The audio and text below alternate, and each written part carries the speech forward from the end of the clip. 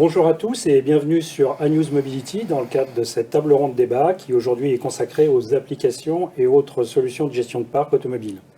Et pour cela, nous sommes ravis d'accueillir donc par ordre alphabétique d'entreprise Géraud Porteux, directeur général de GAC Technologies. Bonjour Géraud. Bonjour Yves, merci pour l'invitation. Stéphane Boutonnet, qui est directeur commercial France de Quantic. Bonjour Stéphane. Bonjour Yves. David Mettet, qui est PDG d'Optix, donc éditeur du logiciel WinFloat, qui avait eu son succès très connu à l'époque de la gestion de parc. Donc bonjour David Mettet. Bonjour Yves. Et puis Laurent Auducœur, on se connaît depuis un petit moment, mais directeur commercial aujourd'hui de Traxal France. Bonjour Laurent. Bonjour. Alors nous allons procéder en deux étapes, comme je vous l'ai dit tout à l'heure. Hein. Une qui va être consacrée au débat entre nous, et puis on gardera à la fin une dizaine de minutes pour répondre aux questions posées par des gestionnaires de parc et que j'ai compilées pour eux, donc pour vous. Et si vous voulez bien, avant d'entrer dans le vif du sujet de la table ronde, on va peut-être refaire un petit tour de table, juste pour que vous puissiez présenter votre société et très vite, en quelques mots, les produits et les services que vous commercialisez. Donc Laurent Auducœur pour Traxall, s'il vous plaît. Parfait. Donc Traxall, nous sommes une société, nous existons depuis 1999. Nous avons trois métiers. Nous sommes éditeurs de logiciels. Notre logiciel s'appelle Traxit. Nous portons une activité de conseil et nous portons également une activité de fleet management. Ceci en France, où nous gérons 60 000 véhicules, et au niveau international, dans 26 pays, pour gérer 400 000 véhicules. D'accord, très bien. Clair, précis. David Mettet pour Optix. Bien, au même titre que mon confrère Laurent, Optix est une société, est un fournisseur de solutions de mobilité et nous adressons en fait ce service à travers deux offres. Une offre logicielle, donc WinFloat, qui est effectivement un logiciel qui existe depuis 25 ans et que nous, on a racheté en 2016. Et puis une offre de gestion opérationnelle, de gestion déléguée, une offre de service. Et donc voilà. Et on a racheté récemment aussi GeoContact, qui est une offre de gestion de pool et d'autopartage. Nous en parlerons tout à l'heure de façon un peu plus Alors uniquement précise. Sur le sol, dans l'Hexagone, ou vous allez... Oui, alors on est présent principalement en France et un petit peu en Belgique et au Maroc. Et donc voilà, et on gère 200 000 véhicules en France. Alors Stéphane Boutonnet pour Quantic, maintenant. Quantic, maintenant, c'est plus une start-up, hein, ça a été fondé en 2003. C'est une société qui fournit des solutions pour connecter les véhicules. Donc ça va de la télématique en passant par l'autopartage et puis tout un tas d'accessoires. Et également les moyens d'exploiter les données ou les actions pour interagir avec le véhicule. Mais aujourd'hui, sans application de gestion de flotte, jusque-là. Alors, maintenant, on nous fournit en fait les tableaux de bord qui permettent de prendre des décisions en termes de gestionnaire de flotte. C'est-à-dire, pour le coup, on donne les données réelles du véhicule, de consommation, les alertes maintenance, l'usage qui est fait du véhicule. C'est de la remontée de données, de la compilation, et vous fournissez aux gestionnaires de parc. Exactement. Mais on ne gère pas les euros. Voilà. Mais on gère les actifs qui permettent d'avoir un impact sur les euros. D'accord. Et Géraud Porteux, donc pour GAC, alors c'est GAC Group, GAC Technologies. Alors GAC Technologies aujourd'hui. Voilà. Et donc GAC Technologies, on est éditeur de logiciels de gestion, avec notamment un logiciel qui s'appelle GAC Carfleet, qui est un logiciel de gestion de flotte, dans lequel nos clients gèrent plus de 385 000 véhicules. Dans le logiciel, on a un peu plus de 350 clients. Beaucoup en France, mais également international. On a le Benelux, l'Espagne, l'Italie, la Suisse, l'Allemagne, etc. Voilà, et donc nous, on a la particularité d'être uniquement éditeur de logiciels, contrairement à mes confrères ici, où on ne fait donc que l'édition de logiciels et on récupère des données de plus de 165 fournisseurs de données, donc notamment la télématique et d'autres, qu'on vient compiler et agréger dans notre outil. Comme vous le faites d'ailleurs dans un autre secteur qui était... l'immobilier par exemple, exactement, et puis on a une nouvelle offre aussi, voilà, on pourra parler plus tard. Alors je vais vous poser une question, peut-être vous allez me dire que je me trompe. Donc la gestion de flotte a été faite au départ par les filiales et les captifs des constructeurs. Et puis, à mon point de vue, ils faisaient tellement bien leur boulot que les loueurs longue durée, enfin ce boulot que les loueurs longue durée sont nés. Et puis après vous êtes arrivé avec vos solutions. Alors est-ce que vous considérez comme des fleeters ou pas du tout? C'est quoi votre Alors qui veut répondre en premier? Quelqu'un a parlé des loueurs longue durée tout à l'heure. Oui, à la base, effectivement, notre activité est une activité de fleet management sur laquelle nous adossons l'ensemble de nos actions sur nos suites logicielles. Aujourd'hui, d'une façon claire, également, nous sommes en capacité d'adresser aussi uniquement notre logiciel à des sociétés qui souhaiteraient conserver en interne la gestion administrative et la gestion opérationnelle et qui souhaiteraient pouvoir s'appuyer sur un outil métier qui a été développé avec et qui est en capacité d'intégrer toutes les spécificités des processus de l'entreprise. Alors, et ça fonctionne aussi bien pour le secteur public que le secteur privé? Absolument, oui, tout à fait, absolument. Le véhicule reste identique. Oui, juste pour revenir à votre question, je pense que notre rôle à nous, c'est effectivement, on a un rôle d'indépendance, parce qu'effectivement, les loueurs, depuis quelques années, ont eu un peu pignon sur rue, et l'objectif des entreprises, c'était effectivement d'avoir une vision sur leurs coûts, parce qu'en fait, ce qui se passe, c'est qu'aujourd'hui, le métier du gestionnaire de flotte est très compliqué, parce qu'il y a un niveau de données qui est complexe et qui est important, et donc, ce qu'on dit souvent chez WinFloat, c'est qu'il faut rendre simple la complexité, et donc tout l'enjeu pour nos métiers, que ce soit les éditeurs ou effectivement les gestionnaires, c'est de rendre simple cette fonction. Et il vaut mieux, alors c'est quoi la meilleure solution pour un gestionnaire de parc? C'est de passer par un système en ligne, ou c'est d'avoir vous fournissez les deux, mais d'avoir son logiciel chez soi Alors, je vais reprendre la parole. La particularité de la gestion de flotte, c'est qu'effectivement, il n'existe pas de formation certifiante.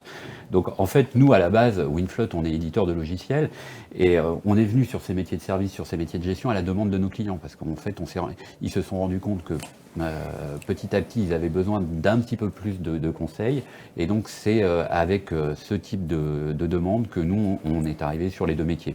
Et aujourd'hui, ça nous donne raison, même si effectivement notre ADN, c'est une ADN d'ingénieur, hein, on est avant tout un éditeur de logiciels, mais il se trouve qu'avoir une plateforme avec des gestionnaires juste à côté de notre R&D, c'est une espèce de maîtrise d'ouvrage, de proximité géographique qui rend utile et qui accélère notre innovation.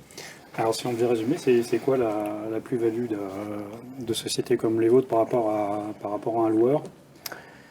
Alors après, nous c'est un métier un petit peu différent parce qu'on ne fait que de l'édition de logiciels. Donc, mais la vraie valeur ajoutée, c'est qu'on sait que nos clients aujourd'hui ont plusieurs loueurs, ont plusieurs fournisseurs de données. Je vous ai dit tout à l'heure qu'on était connecté avec plus de 165 fournisseurs de données. Donc ce qui fait la force, on va dire, d'un logiciel comme Carfleet, c'est d'agréger toutes ces données au même endroit plutôt que d'aller sur des portails différents de chacun des prestataires. Donc nous, c'est vraiment, et on a souhaité, effectivement, au contraire de nos confrères ici, c'est qu'on a souhaité, nous, rester vraiment éditeur de logiciels et ne faire que de l'édition de logiciels. Ouais, d'accord. Et donc, pour récupérer ces données, le meilleur moyen, c'est la télématique. Alors, est-ce que c'est indispensable? Et puis après, jusqu'où on peut aller dans la récupération de plus en plus, hein, avec maintenant un litre de gasoil qui dépasse les 2 €, avec un des premiers postes de dépenses, et puis voilà, la velléité d'aller sur l'électrique.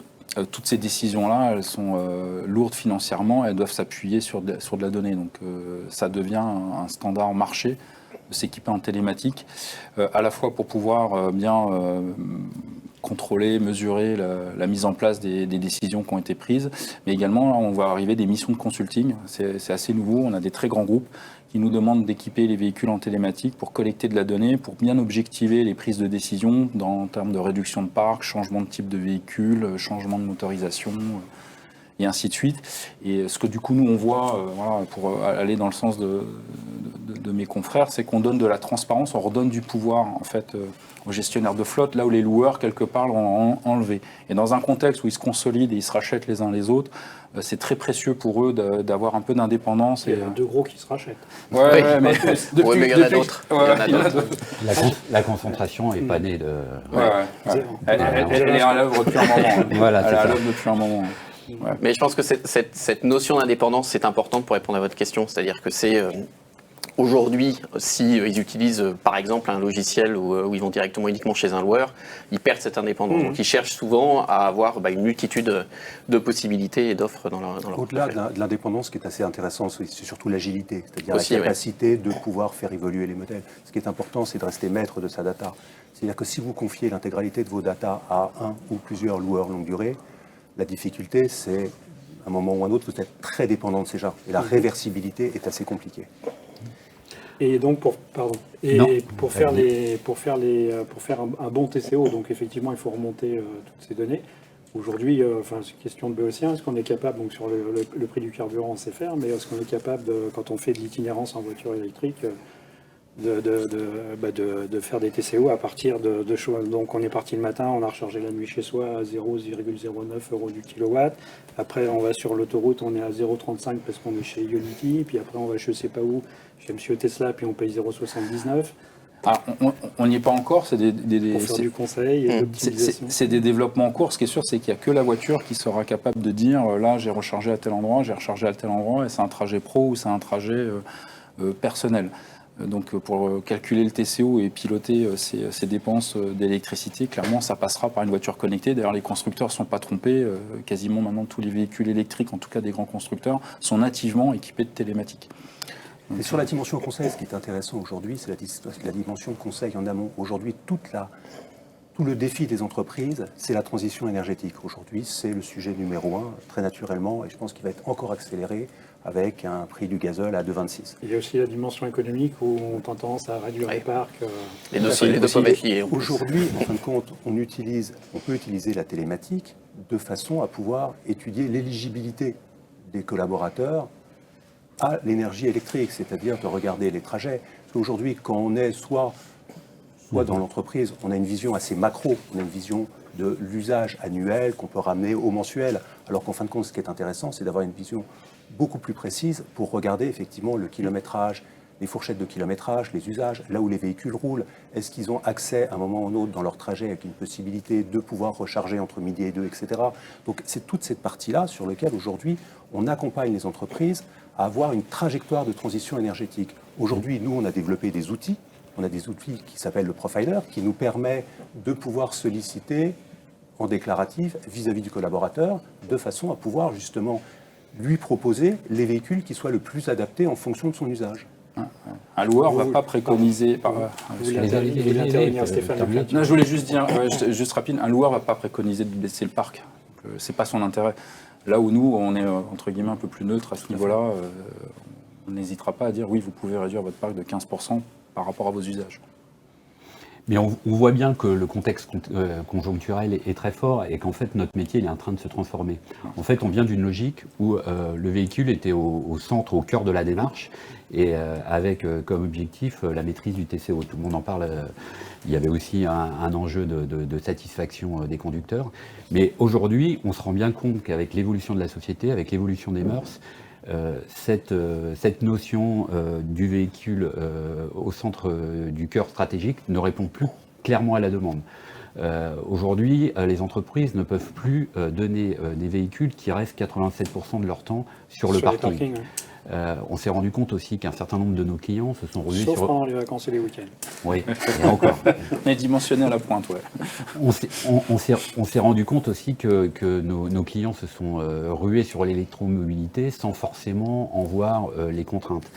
Et donc, il y a aussi une autre notion, c'est que la nouvelle génération arrive dans les sociétés et bien souvent, ils ne veulent plus de véhicules. Donc, il faut que nous, en tant qu'éditeurs de logiciels ou en tant que gestionnaire, on doit apporter des solutions innovantes. Donc, on est passé en fait d'une logique où on était une logique, je dirais, d'asset, où on donnait un collaborateur, un véhicule. On est aujourd'hui passé à une logique d'usage avec la mobilité qui est au centre du dispositif.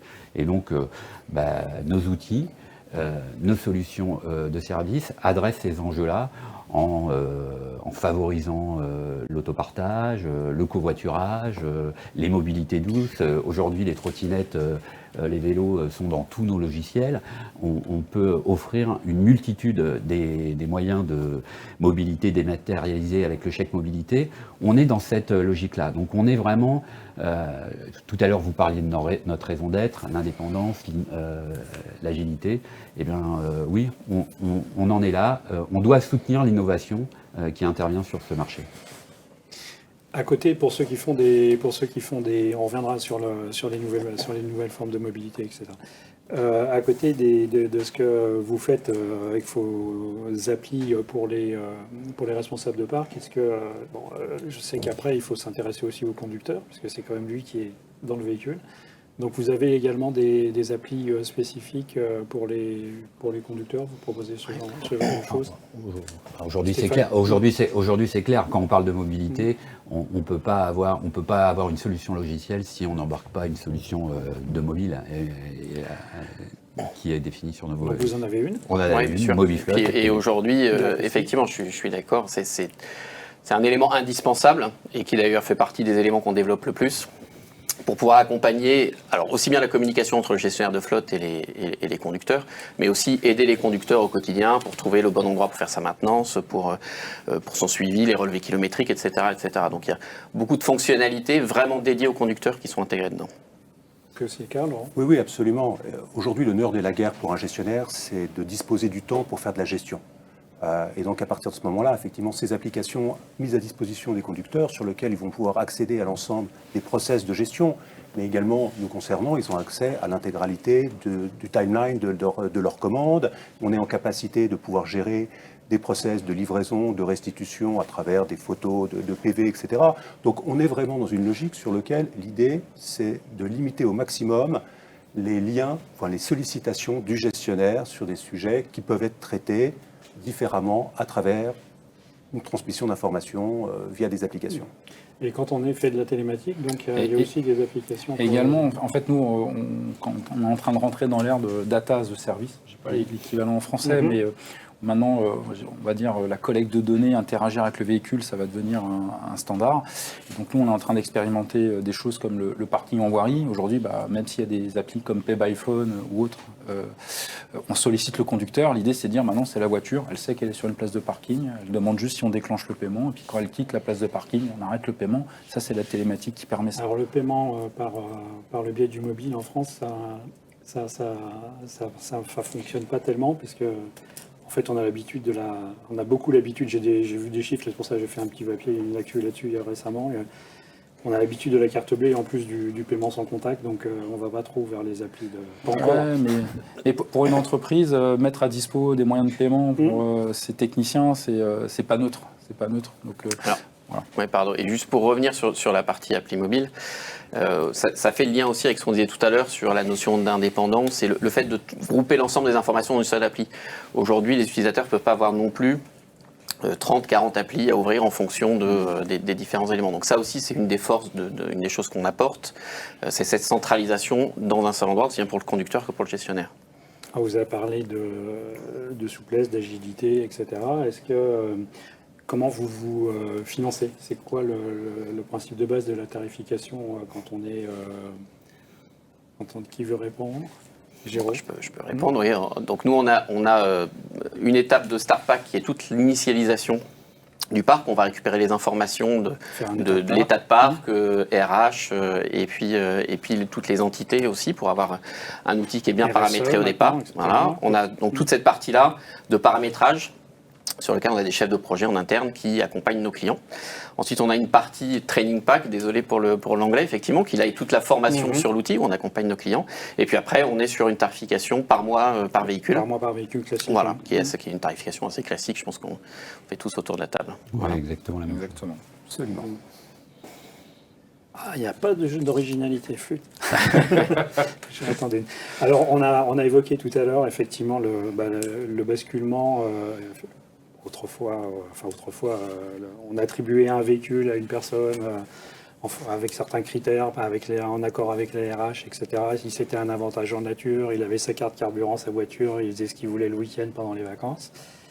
Aujourd'hui, c'est plus ça. On va plus vers des offres de mobilité.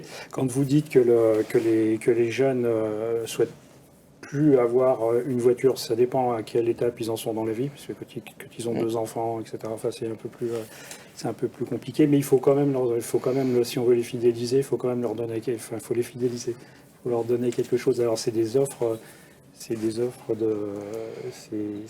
de mobilité. Est-ce que vous gérez aussi, En gros, est-ce qu'aujourd'hui, les nouvelles offres de mobilité par rapport à un parc, c'est epsilonesque? Est-ce que c'est 2% ou est-ce que c'est 10? Est-ce que c'est quelque chose qui est en train de naître ou c'est quelque chose qui existe déjà dans les faits? On a l'avantage, nous, d'être présents, comme je l'exprimais tout à l'heure, sur un certain nombre de pays. Aujourd'hui, on a des pays sur lesquels ils sont beaucoup plus en avance. On prend la Belgique, on prend les Pays-Bas, on prend un certain nombre de pays nordiques. Bon. Ils sont très en avance vis-à-vis de la France sur ces sujets de mobilité. Donc aujourd'hui, à travers notre outil, sur notamment tout ce qui va être Benelux, on gère déjà ces sujets de mobilité. Et qu'aujourd'hui, quelque part, on a des gens qui ont une enveloppe et ils mettent ce qu'ils veulent dans leur enveloppe. Le fameux budget mobilité en Oui, Belgique est très... après, qui est très derrière, charté, on a un encadrement fiscal en France, le traitement fiscal de ce crédit mobilité qui reste à préciser, on va dire. Maintenant, aujourd'hui... C'est toujours pas réglé le toujours- problème de l'avantage en nature. Non, c'est toujours pas réglé. C'est-à-dire, effectivement, est-ce que ce crédit mobilité est considéré comme un avantage en nature ou est-ce qu'il est considéré et chargé comme du salaire? C'est le sujet qui va nous permettre aujourd'hui, demain, de développer massivement ce sujet. Maintenant, pour revenir sur les pays sur lesquels on est déjà présent, c'est quelque chose que nous réalisons au quotidien. C'est-à-dire, effectivement, le collaborateur, lui, peut avoir accès à un véhicule s'il le souhaite, ou pas de véhicule, des mobilités alternatives, vous citiez du vélo, d'autres mobilités, mais également des cartes de transport, des abonnements à des taxis, des choses comme ceci, des cartes de paiement. Et on s'aperçoit qu'aujourd'hui, nous, on est encore très en retard. En Allemagne, Traxol a sa propre carte de paiement pour pouvoir permettre aux collaborateurs de payer l'intégralité de sa mobilité. Ce n'est pas encore des choses sur lesquelles le marché français est présent. On va y aller, mais je pense qu'il y a un traitement, fiscal, social, de ces montants qu'il va falloir traiter. Ça existe dans certains pays, mais pour le grand public. Par exemple, en Suisse, il y a le e-ticket avec son téléphone.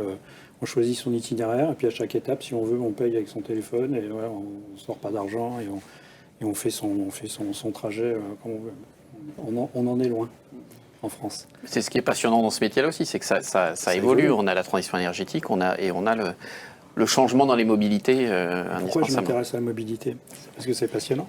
Absolument. mais- Sur tout ce qui est énergétique, alors moi j'ai aussi une marotte, parce que j'ai marotte surtout. Je ne suis pas nécessairement pour le tout électrique dans tous les cas de figure, tout le temps et pour tout le monde. Donc vous accompagnez, donc on a vu tout à l'heure que vous aviez beaucoup de demandes dans les changements des parcs. Quand on regarde vraiment les chiffres pour les entreprises, on se rend compte qu'il y a encore beaucoup de diesel, qu'il y a pas mal de diesel qui se transforme en essence, voire pour certains, quelques-uns en hybride rechargeable. Et voilà. Et puis d'autres électriques pour certains usages. On ne bascule pas tout sur l'électrique. Vous êtes capable de les accompagner du thermique des énergies fossiles vers l'électrique, ou vous êtes capable de les accompagner sur tous ces sujets, y compris peut-être demain sur le bioéthanol, les carburants de synthèse dont on parle, etc. Ouais. C'est notre devoir, devoir de les accompagner. On se rend compte Alors, aujourd'hui. entre vouloir le faire et savoir le faire. Non, mais aujourd'hui, moi, je suis un petit peu plus optimiste que vous sur le fait qu'aujourd'hui, les entreprises, l'ensemble de nos clients nous demandent de verdir leur parc. Ils sont vraiment dans cette dynamique-là. Donc, il y a une vraie volonté d'aller très rapidement sur l'électromobilité. On se rend compte que le RSE, la responsabilité sociétale des entreprises, elle est quand même très, très prégnante dans nos métiers. Et gouvernance, maintenant, en plus. Et gouvernance, très prégnante dans notre métier. Donc, il y a quand même moi, je considère qu'aujourd'hui, il n'y a pas un client qui ne m'a pas appelé pour avoir un conseil sur... Puis la fiscalité, finalement, aussi. Voilà, c'est ça. Qui vient pousser un peu dans ce sens-là. En plus, effectivement, Oui, la il y a fiscalité... les obligations... c'est ça. Les incite à, effectivement, à aller sur ces... Il y a les contraintes réglementaires européennes, il y a les nationales, et puis il y a les locales, maintenant, avec les ZFE et les ultra ZFE, comme ils font à Londres. On a, nous, une activité qui est une activité de conseil, avec effectivement un certain nombre de collaborateurs qui sont dédiés à cette activité. L'année dernière, on a accompagné plus d'une trentaine d'entreprises sur la trajectoire. C'est-à-dire, ce qui est très important, c'est de définir à travers un audit quelle est la trajectoire de l'entreprise et de trouver le point d'équilibre permanent. C'est-à-dire, vous avez quelques entreprises qui vont basculer du jour au lendemain à l'électrique. quel qu'en soit le coût, j'aurais tendance à dire, parce qu'effectivement, c'est la dimension RSE qui va prévaloir. Après, vous avez des entreprises qui sont obligées de le faire progressivement pour essayer de trouver, maintenir un point d'équilibre au niveau économique, les enjeux RSE, mais également les enjeux RH du parc automobile, c'est-à-dire que tous les collaborateurs aujourd'hui ne souhaitent pas avoir des véhicules électriques. Donc il faut accompagner. Donc aujourd'hui, ce que l'on fait, c'est on accompagne les entreprises et on définit avec eux un plan pluriannuel. On les accompagne sur plusieurs années de façon à pouvoir prendre en compte progressivement les contraintes de la législation. Et puis il y a aussi un point, c'est que, enfin moi quand je regarde un petit peu ça de loin, j'ai l'impression que on voudrait bien que ce soit les collaborateurs qui installent des bornes chez eux, ça simplifierait bien la vie de tout le monde. Mais eux, ils n'ont pas forcément envie de ça. Aujourd'hui, nous, ça fait vraiment partie des choses qu'on a développées. On a développé, et aujourd'hui, dans notre logiciel, on est en capacité, quand quelqu'un va sélectionner dans une carte policier un véhicule électrique, de mettre en place un autre workflow sur lequel on va le solliciter pour, à travers une prise de contact directe avec lui, regarder notre capacité à pouvoir lui installer une borne électrique ou quelle est sa capacité de pouvoir accéder à des bornes électriques sur le territoire public ou en entreprise. Et à partir de ce moment-là, dès qu'on a pu valider qu'on est en capacité de pouvoir lui installer, là, on a tout un process de workflow sur lequel on va commander la borne jusqu'à l'installation de la borne pour faire coïncider la livraison du véhicule avec l'installation de la borne. Ça, c'est des choses qu'on a totalement héritées des Pays-Bas et de la Belgique. Pas une Schneider électrique, si. On travaille avec tout le monde. Non, parce avec tous les ils ont fournisseurs. décidé de les faire fabriquer en Chine depuis peu. Ils redélocalisent. Pardon, c'était une mauvaise plaisanterie. Vous vouliez intervenir? Oui, juste pour dire, pour le coup, la télématique prend pleinement son sens, parce que c'est le seul outil qui permet de vous donner vos trajets au quotidien, vos temps de repos dans la journée, qui sont deux indicateurs clés pour définir l'éligibilité à l'électrique. Donc nous, pour le moment, on fournit ces infos à nos clients. On a des très grands groupes qui passent à l'électrique et on va leur dire il y a tant de pourcents de votre parc où les gens font 95% des trajets moins de 200 km par jour. Ceux-là, vous ne pouvez pas les passer tous à l'électrique. Il y a ceux sur lesquels potentiellement il y a un temps d'arrêt qui permettrait de se recharger au point de demi-tour. Donc là, il faut regarder. Et puis il y a tous ceux qui ne rentrent pas dans les clous. Là, il faut faire du cas par cas. Et il y a que les télémétiques aujourd'hui qui donnent ce niveau d'info. Il y a une question que je ne vous ai pas posée au début, je suis désolé. C'est vous travaillez que sur les VP ou vous faites aussi de l'utilitaire et du poids lourd? On fait de l'utilitaire, on fait du poids lourd et on fait aussi de l'engin, type balayeuse, saleuse, etc. C'est le cas de tout le monde? Bien sûr. En fait, c'est bien. Je voulais, avant de poser ma question sur les mobilités, je voulais vous poser une question sur le télétravail. Puisqu'il y a des entreprises américaines qui ont décidé, des grandes entreprises américaines qui ont décidé que plus personne au bureau, tout le monde travaille chez eux. Il y en a d'autres qui disent c'est une folie, voilà. Et généralement, la tendance, c'est 3 jours de télétravail et 2 jours au bureau, ou l'inverse, ou 3 jours au bureau et 2 jours de télétravail. C'est à peu près ce qui se dessine. Est-ce que dans ces cas-là, la voiture de fonction elle n'est pas encore plus remise en question? Est-ce que c'est encore plus utile? Parce que là, elle sera au parking à l'entreprise et puis au parking chez soi. Non, c'est quelque chose qui aujourd'hui, dont on vous parle, qui vous impacte? Non. Aujourd'hui, on est quand même dans un modèle où sur les véhicules de statut, c'est du car hors cash, c'est-à-dire que les entreprises ont fourni des véhicules plutôt fournir du salaire, et qu'aujourd'hui, ce modèle est toujours favorable aux véhicules. Donc, pour l'instant, ces véhicules vont perdurer. Après, les véhicules qui sont liés à une activité exclusivement professionnelle, celles-ci vont perdurer. Aujourd'hui, il n'y a pas de mouvement fort de remise en question du véhicule. D'accord. On ne le voit pas non plus, nous, dans nos chiffres, puisqu'on n'a pas ce côté conseil, mais on a ces contacts avec nos clients et puis on voit effectivement ce qu'il en est dans les parcs. On ne voit pas de diminution drastique liée au télétravail du nombre de véhicules. Effectivement, ça reste un élément important pour un certain nombre de personnes d'avoir un véhicule de fonction. Et voilà. Chez vous aussi, Stéphane? David. Je vais y arriver avant la fin. Vous allez y arriver. Oui, alors... C'est mon ordre alphabétique qui n'était pas bon. J'aurais pas dû partir là-dessus. Moi, je pense que c'est quand même une tendance lourde. Ce qui est vrai, c'est qu'aujourd'hui, on est dans cette période de transition, mais je pense quand même que c'est une tendance lourde où je pense que le véhicule, de toute façon, va petit à petit être au moins au centre du dispositif de la gestion de flotte. Et donc voilà, on sera dans cette logique-là. Mais effectivement, à l'heure où on parle, le véhicule est toujours là et toujours bien présent. Alors, si vous voulez bien, on va terminer avant d'attaquer les questions des gestionnaires de parc, parce que là, on est pile dans la minute quasiment. Donc, c'est la question sur les mobilités. Il y a un peu plus de 6 ans, quand j'étais encore dans le secteur des flottes automobiles, je voyais un petit peu ce qui se passait côté mobilité, que ça évoluait, tout ça.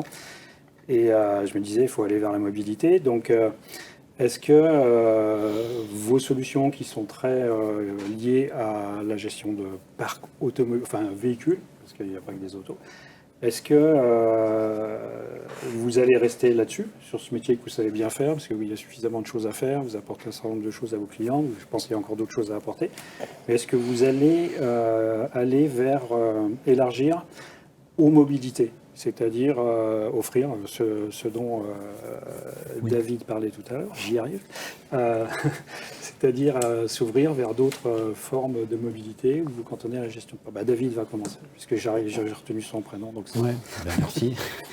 Non, mais oui, je confirme ce que je disais tout à l'heure, c'est-à-dire qu'effectivement, on est obligé effectivement d'accompagner le mouvement de la société qui va vers des mobilités plus douces et donc effectivement. Alors, moi, excusez-moi, je parlais plus large, c'est-à-dire d'aller un peu vers le multimodal, c'est-à-dire de pouvoir fournir, d'aller au-delà du simple véhicule. Ça pourrait être des transports, ça peut être se raccorder à je ne sais pas quoi. Par API à un système masse d'une ville ou d'une agglomération ou ce genre de choses. Ou est-ce que c'est autre chose? C'est un autre métier? Alors là, très clairement, les grandes entreprises, elles y sont déjà. Pour les entreprises de taille un petit peu plus petite, on n'y est pas encore. Mais quand vous dites qu'elles y sont déjà, c'est-à-dire elles proposent aujourd'hui à leurs salariés ce qu'on appelle, j'y reviens tout à l'heure, des chèques mobilité, ou même à la place de voitures. Et je vous assure qu'il y a certains de nos clients qui ont connu des augmentations du parc de vélos électriques qui est impressionnant, à la place de la voiture. Donc là, je parle bien des nouvelles générations qui privilégient le vélo électrique à la voiture. Et donc, nous, notre rôle, c'est effectivement d'intégrer ce... Ils se font un peu avoir. Alors, ils sont dans un mode qui n'est plus tout à fait le nôtre. Et donc, il faut l'intégrer. Mais effectivement, la voiture restera toujours un élément important de la mobilité en France, puisque on sait bien que pour atteindre certaines villes... Je le voyais côté prestataire, où vous offririez des solutions à côté de la gestion de parc, en agrégeant des modules sur le transport en commun, sur ce genre de choses. C'est le cas. Oui, c'est le cas. D'accord. Et effectivement, alors après, on suit de la même façon toutes ces évolutions qui sont indispensables en les accompagnant. On a parlé tout à l'heure vélo, on a parlé de pas mal de choses qui sont évidemment intégrées dans nos outils. On a aussi un travail sur les connexions, parce que comme je disais tout à l'heure, on est connecté avec des fournisseurs de données et des fournisseurs de services. Nous, on ne fait pas nous-mêmes d'autopartage, par exemple. On se connecte avec des gens dont c'est le métier. Et donc, tous ces éléments-là, vous allez les retrouver regroupés dans la solution. Et notamment, également, on travaille sur...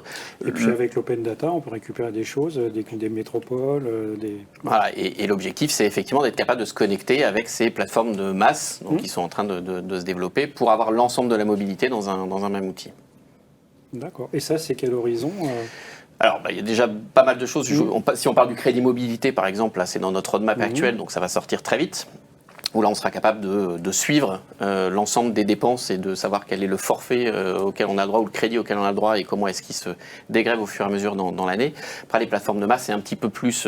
là, on travaille dessus sur 2022. Je pense que 2022-2023, c'est dans les priorités. Alors, nous, on va rester centré sur tout ce qui produit de la donnée. Donc, on sera éventuellement peut-être un peu sur le vélo ou la moto, mais... le scooter dans un temps un petit peu plus long, on va rester centré sur la voiture et du coup, nous on élargit sur les cas d'usage. Par exemple, là on a des discussions au niveau du last, le dernier kilomètre pour la livraison avec ce qu'on appelle du in-car delivery. On est en train de lancer des essais au mois d'avril où, par exemple, un artisan pourra commander la livraison directement dans son coffre de ses pièces détachées pour son chantier. Et donc là, typiquement, c'est une technologie d'autopartage, puisqu'on va ouvrir avec le smartphone, mais dans un cas d'usage qui n'est pas du tout voilà, le partage de la voiture pour son trajet, mais juste l'accès au coffre. Donc nous, c'est dans ce sens-là, en fait, qu'on va se développer dans les nouveaux usages. Laurent ? Aujourd'hui, on travaille énormément sur surtout notre capacité de pouvoir embarquer tout le paramétrage de la mobility policy dans notre outil, c'est-à-dire effectivement de pouvoir offrir aux collaborateurs, donc avoir un outil qui soit beaucoup plus centré sur le collaborateur par rapport à une enveloppe dans laquelle il dispose, qui lui sera donnée par les RH et qui puisse être multimodal. Donc c'est effectivement toute la capacité de ne plus uniquement exposer un catalogue véhicule, mais de pouvoir exposer un catalogue exposer une politique automobile dans laquelle la personne pourra agréger les différents services qu'il a envie. Notre rôle derrière, c'est effectivement de pouvoir piloter la mise en œuvre, le déploiement et la mise en œuvre et le suivi de l'intégralité de ces mobilités en travaillant avec un certain nombre de partenaires. Aujourd'hui, on n'a aucune velléité demain à développer nos propres solutions de mobilité. On va agréger des solutions avec des partenaires.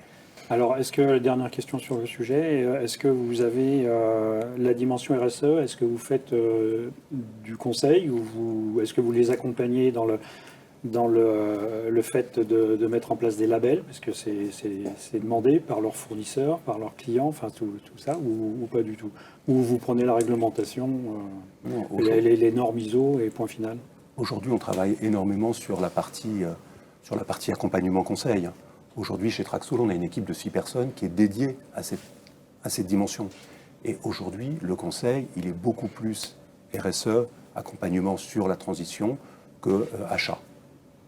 Donc c'est vraiment notre cœur de métier. D'accord. C'est la même chose, David? Oui, alors nous, on fait vraiment de la gestion opérationnelle. Donc on reste effectivement sur ce domaine-là. Et donc l'idée, c'est effectivement d'accompagner nos clients sur, je dirais, la gestion déléguée de leur flotte automobile. Oui, mais vous ne pouvez pas ignorer le cadre réglementaire RSE. Ah bah non, bien sûr, on le fait dans le cadre réglementaire et fiscal qui nous est donné. Mais ce n'est pas nous qui allons mettre en place, je veux dire, les dernières mesures fiscales. Sur ce sujet, la dernière chose, est-ce que vous sentez qu'aujourd'hui, c'est plus des mobility managers ou des gestionnaires de flotte, c'est plus des DRH qui prennent les décisions, mais que c'est vraiment le développement durable et la RSE qui a mis la main sur tout ce qui est mobilité? Oui, alors... Un mixte. Oui, ouais, un mix. C'est-à-dire que maintenant, dans toutes les demandes, il y a un volet RSE sur lequel on doit argumenter si on est labellisé, si on recycle bien nos produits, si ils sont produits aussi par rapport à des critères. Vous, en tant que fournisseur, vous devez effectivement faire la preuve que... Et après, je reviens rapidement sur la question précédente, mais il se trouve aussi que nous, dans notre métier, la télématique et l'autopartage sont éligibles au certificat d'énergie, d'économie d'énergie. Donc on intervient, nous, à ce niveau-là, sur les flottes, pour pouvoir leur obtenir, c'est pas un label, mais le fait d'avoir un certificat d'économie d'énergie, c'est déjà un gage qu'ils ont mis un pied dans la démarche RSE. Alors si vous voulez, on va dérouler les 4 ou 5 questions des gestionnaires de parc, mais je demanderai une réponse courte à chaque fois. Donc la première question qui est liée à l'actualité, c'est sans filtre, hein. J'ai repris leur question, donc les problèmes de pénurie de composants, les délais de livraison, les prolongations de contrats faussent-elles aujourd'hui le jeu de la gestion des parcs auto? Est-ce que ça a complètement perturbé ou est-ce que c'est encore... Ça se gère comme... Non, ça se gère, ce qui est toujours, de toute façon, ce qui est quelque chose qui est important, c'est-à-dire qu'effectivement, après vous avez les gens qui vont être en propriété, vous avez les gens qui vont être en location longue durée.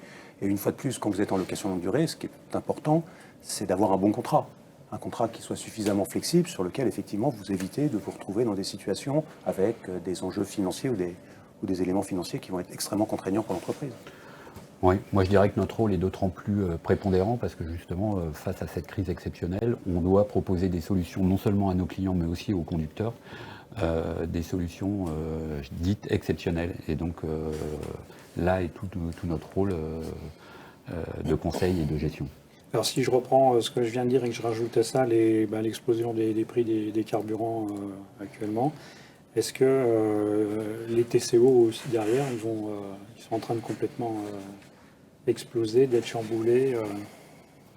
Aujourd'hui, gérer un parc automobile, c'est d'une complexité absolue. Enfin, je veux dire, si on rajoute effectivement les éléments que vous rajoutez, plus la transition énergétique, plus le rapprochement d'un certain nombre d'acteurs, enfin, tout va sur la complexité. Aujourd'hui, les problèmes de constructeurs automobiles, l'obligation, les obligations qu'ils ont d'atteindre des taux d'émission de CO2, la norme café, effectivement, tout ceci complexifie totalement le rôle du gestionnaire.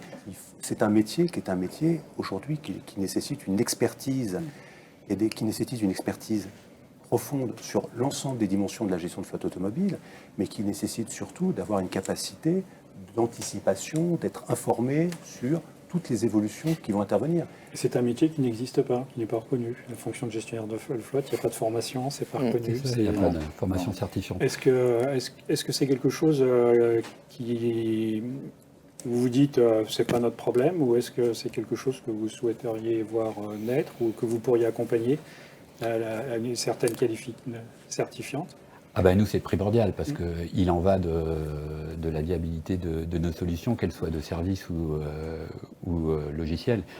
Notre rôle de formateur Moi, je m'occupe à nos outils. Je suis dans le secteur des flottes depuis les années 90. C'est la ritournelle, quoi. Mais il y a toujours pas de formation certifiante. Il y a toujours pas de. C'est un métier qui était complètement pris entre les achats, la RSE, les RH, etc. Puis de l'autre côté, les conducteurs qui sont toujours en train de demander des trucs. Et on voit, c'est devenu effectivement d'une complexité folle. Et ça représente des budgets colossaux. Et il n'y a toujours pas un master ou un je sais pas quoi en gestion de parc. Quand je lis la presse professionnelle et que je vois l'interview du nombre de gestionnaires qui, une fois dans leur carrière, est passé par Traxwell, on se dit qu'effectivement, nous jouons également quand même ce rôle de formation des gestionnaires de parc automobile. C'est vous qui faites la formation continue. Non, mais c'est nécessaire parce que si on veut que nos outils fonctionnent bien, on a effectivement des services support qui sont, je dirais, compétents. Et donc, il est nécessaire pour nous, par rapport à notre business model, d'avoir des gens qui sont bien formés à nos outils, mais aussi au concept de la gestion de flotte. Donc, on est toujours dans cette, je dirais, dans cette formation continue. Bon, c'est pas notre rôle de donner des certifications de formation de gestion de flotte, mais c'est clair que notre business model requiert effectivement le fait d'alimenter en information et je dirais en compétences nos clients. Alors ça va peut-être, pardon Jérôme, ça va peut-être, je vous donne la parole juste après, Ah oui, ça va peut-être venir par le haut puisqu'il y a des formations de mobility management, il y a des masters qui commencent à exister, donc il y aura peut-être quelque chose pour le fleet manager. Pardon, je vous écoute. Oui, donc ce que je voulais juste rajouter, c'est que c'est là aussi que nos solutions logicielles apportent un plus, puisqu'on accompagne sur la fiscalité, sur beaucoup de sujets pour simplifier cette vie au quotidien du gestionnaire. Donc, d'accord avec Laurent sur le fait que c'est un métier qui est de plus en plus complexe.